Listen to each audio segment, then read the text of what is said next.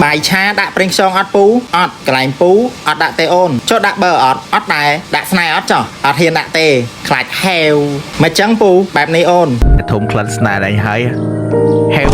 មិនឯងលៀបស្នេហ៍ហើយធំក្លិនហេវ អត់មែនស្នេហ៍អញ្ចឹងទេ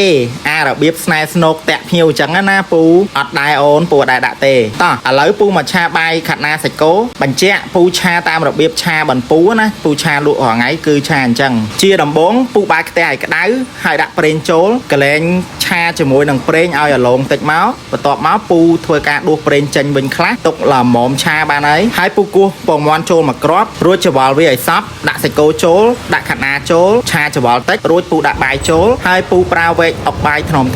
ឆាកន្លោះអញ្ចឹងណា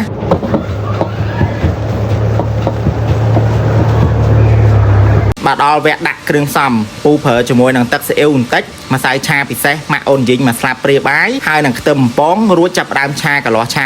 មកសັບគ្រឿងចូលគ្នាណាបងប្អូនហើយសម្រាប់រសជាតិបាយឆានៅកន្លែងពូប្រៃផ្អែមល្មម